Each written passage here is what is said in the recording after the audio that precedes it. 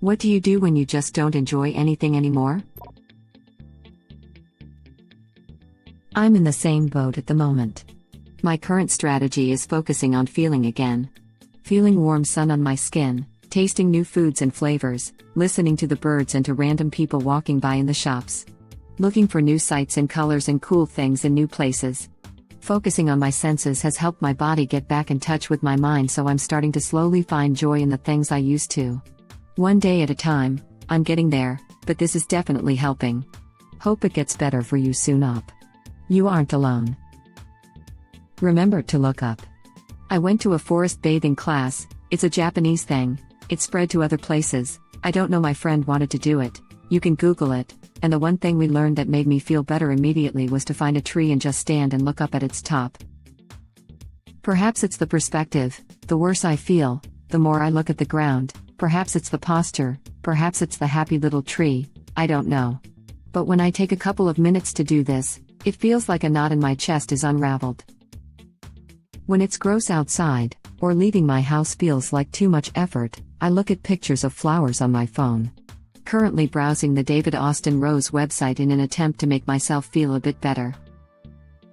I made these 1-minute moments of zen this summer during a rainstorm. Things like rain pittering onto flowers, a fun leak in a gutter, a statue with heavy rain behind it. I figured future me might appreciate the peaceful sights and sounds. Also, I have 50 kabillion flower pics I took, lots of peonies and hydrangeas. Can't wait for spring. Hello, is this me? Photo storage filled with plant parts and video storage filled with 20-second zen moments of beaches, trees, flowers, rainstorms, and lakesides. So relaxing, and they bring me so much joy. That sounds glorious. I live in relatively hot and dry part of Australia, and anything to do with rain usually calms me down. You'd like rainymoo.com. Lots of high-quality rain sounds that don't loop every 30 seconds, like whole recordings of actual rain and storms. I have the app, and use it to fall asleep sometimes. You know, it just reminds me of what I used to pay attention to as a little kid. I'd just stare out a rainy window, guessing which drops were going to run into each other, or how quickly it'll take for one to hit the bottom. I'd just look at grass and try and find little hopping bugs, or crawl underneath our deck and find actual fossils in our rock beds. I need to remind myself to do this more often. Especially now we have kids of our own. It's good for the soul. My go-to is winter/Christmas themed things. It's my favorite time of year, and I love how warm everything looks compared to the fresh snow. I actually haven't taken down my Christmas tree because it brings me joy every time I look at it, and I can use that in my life right now. Same here. Benefit of a fake tree. My wife is leaving our tree up and decorating it to match each holiday. Right now it's a Valentine's tree. Next up is St. Paddy's Day. She hasn't seen her family in over a year due to this pandemic. So she told me she will leave the tree up until she gets to safely see her family again. Most of my neighborhood still turns their Christmas lights on every night to spread some color and hopefully a little bit of joy. Do what brings you hope and happiness. Reminds me of that Futurama episode where Farnsworth was permanently bent into a 90 degrees position, so he was always looking up, and became annoyingly positive and happy-go-lucky. That might have just been blood pooling in the back of his brain causing a mild delirium. A dewa? There might be something to that perspective part. I'm an industrial roofer and work in some right crap holes, but once I get up there, take it deep and look around, I almost instantly feel better. Regardless of my surroundings or mood to begin with, it is slightly elevated, if you'll pardon the pun. It doesn't really fix anything, but there certainly is some alleviating quality to being higher up. Many of the US are lacking the vitamins our bodies need. Breathing in quality air, and complete sunlight exposure is a major part of missing essentials. I've helped work on a half-dozen roofs, but I do recall feeling both worn out and good at the same time. From early morning cold to that 3 p.m. push into sundown. Looking up is amazing. Oftentimes people just go around their lives looking at the same thing every day. If you look up, there's a whole new world to be discovered. I got scolded as a kid for looking up too much, lol, but there's so much you're missing out on if you don't look up. In my hometown center, I noticed that the second story was a whole other town. Ground floor was shop fronts, second floor was much older, windows and some quite nice architecture. Worth noting, original poster doesn't have to take a class for Shinrin-yoku. It's really just being in the forest. It's definitely harder if it's cold winter where you are, but as long as you're dressed properly, it's still a beautiful experience just to be in nature and soak it up for a while. I think this is the best answer here. For me, it's to just stand outside and look up. Sunny or rain. Woods. Mountains. Oceans. Rivers. Standing in the rain does a lot for me even in the cold. I'm currently dealing with severe grief from the death of my twin sister. I had a raging opioid addiction before she died, but after she died I relapsed even worse with the fentanyl addiction. I am healing now, but I'm the same. I feel like I don't enjoy anything without her in it. She was my world, my very best friend. We loved and still love each other. I know she's watching me from heaven. I see her in dreams. I chose to live after coming close to killing myself with a bottle of Dilaudid pills given to me by a kind ER doctor for a severe kidney infection. I had told that doctor about my twin. He was so kind to me. He was one of the reasons why I didn't kill myself. I thought about his kindness in giving me the pain pills and how he'd feel if I used them to end myself instead of using them to heal myself. So I used them for pain instead. I got out of the suicide hole and have goals that are keeping me alive. I too am trying to enjoy things I love to do again, like swimming at our pool and hot tub. We live in South Florida. The simple stuff like sun on my skin, laughing with the old folks at the pool, being kind to others, just food too. I'm a big candy lover. I've got huge bags of 12 flavors: gummy bears and Mike and Ike's, Jolly Ranchers and lollipops. I do a thing where I disassociate while eating something I really love like gummy bears and just focus solely on the flavor, texture and smell of it. That helps distract from depression and grief. I'm getting medical marijuana and I heard pot is good for sadness and chronic pain, which I suffer from. Oh, I'm so sorry for your tremendous loss. Sounds like you're doing very well. This internet stranger is proud of you. Brought tears to my eyes reading this. My eldest sister just passed away in October. My parents are also gone. My sister below me, I'm the brother in the middle of two sisters, has a mental disability issue and is vacant. Present but not aware. Stares and watches TV most of the time. It's this feeling that my entire family is now gone and I'm the last one standing. Hang in there. I'm trying, but it's difficult. Go between trying to be optimistic and thinking of ways to end it all. You're doing the absolute best you can. Thank you. I'm trying. There's so much pressure on me right now. Hope to be able to continue. Feel I age a year every day with all this stress. Next is the attorneys to distribute her portion of a trust my father had for us to her 2 kids. Also what to do with my sister, who also has an 11-year-old. My deceased sister was the glue that held us all together. My support. She understood me the most and now there's no one there. I have some tricky family issues, too.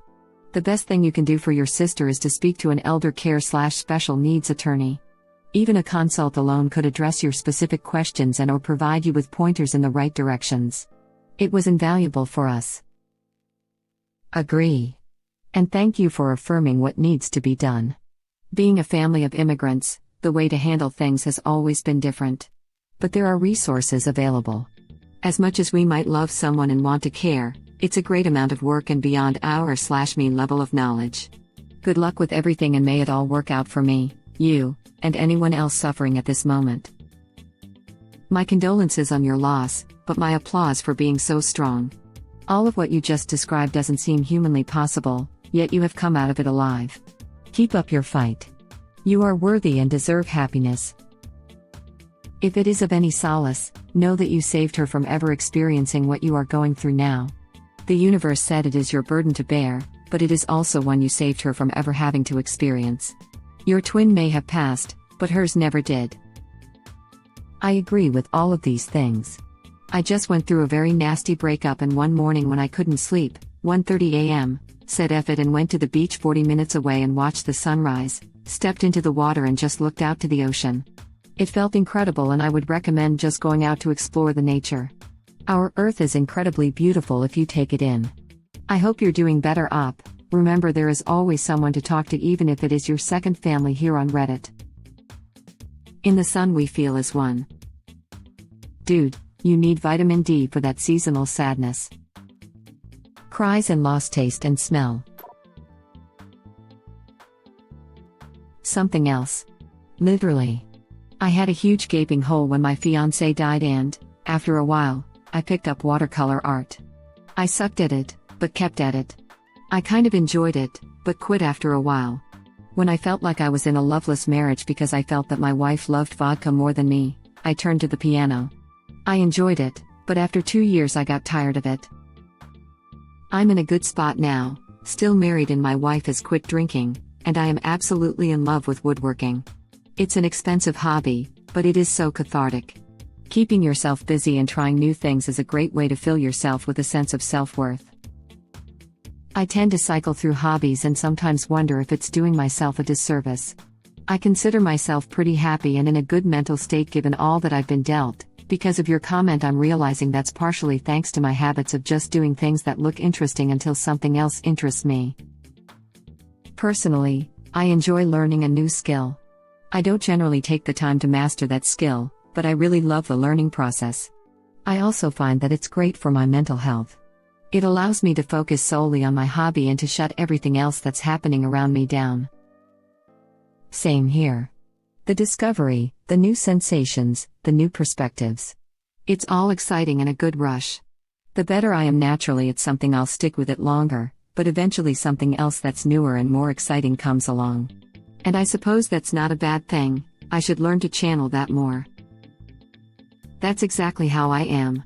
I sucked at painting, so I didn't stick with it long, but it helped me pull away from my depression of losing my fiancé.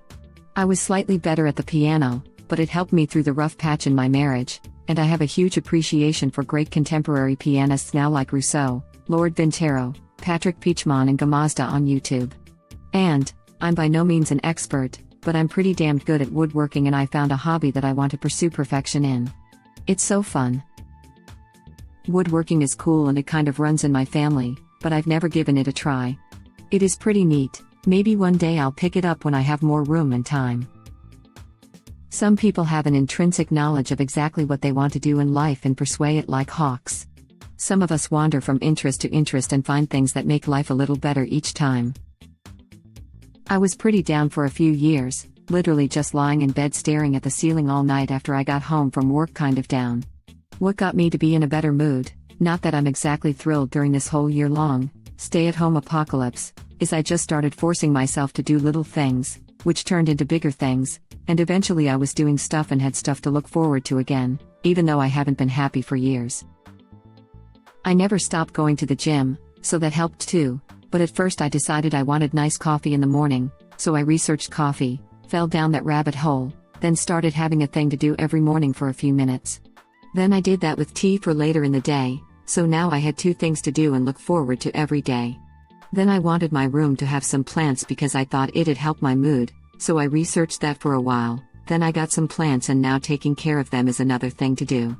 Eventually, doing these small things often enough led to me doing my old hobbies again and also finding some new ones. Basically it's like that movie/book Yes Man. Obviously don't just do anything that's available, but you have to just force yourself to do stuff and eventually you won't be forcing yourself anymore. That is fantastic. Coffee and tea are both topics you can get into superficially, then go deeper and deeper. Productive, not expensive and can be social. Houseplants help because I can't help thinking this living thing depends on me. Doesn't take much effort, but you have to consistently do a little bit. And if you don't, the results are apparent. I have an indoor Norfolk pine that isn't healthy. I don't care enough to make rehabilitation a project, but care too much to chuck it out. The Norfolk is a constant reminder not to get a pet. Too much responsibility for me. Up arrow, this philosophy is what saved me, up arrow. Always stay doing something. It honestly does not matter what the F you do as long as you are actively engaged in doing it. I was a heroin addict for the better part of my young adult life and I barely remember any of it. Now I walk. And I create bands backwards instead of forwards, concept before music, because I don't know how to play any instruments.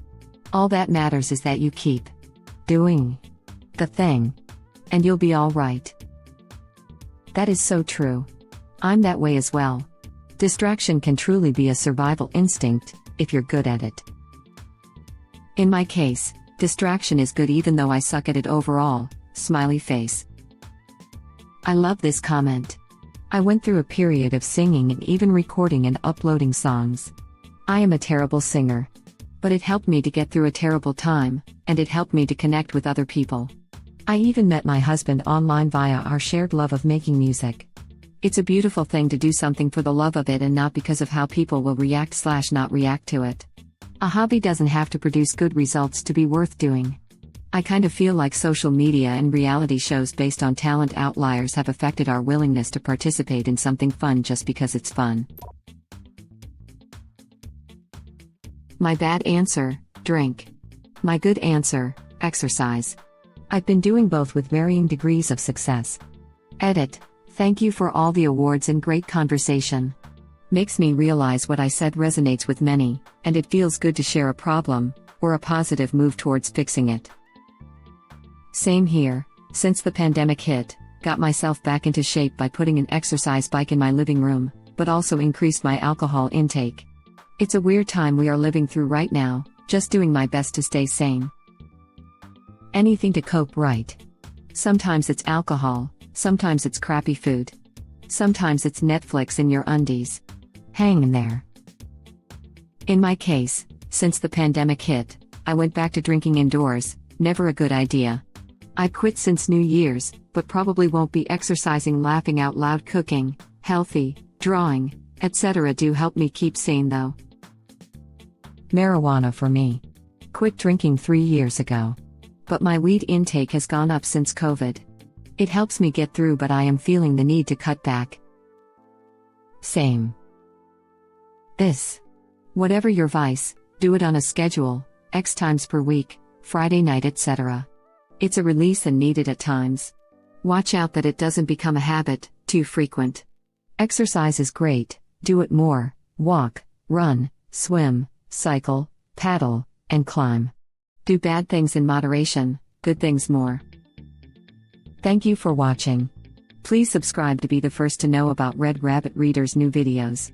If you like our videos, please like them on YouTube and share them with your friends. We welcome your comments below. Press to start another of our videos.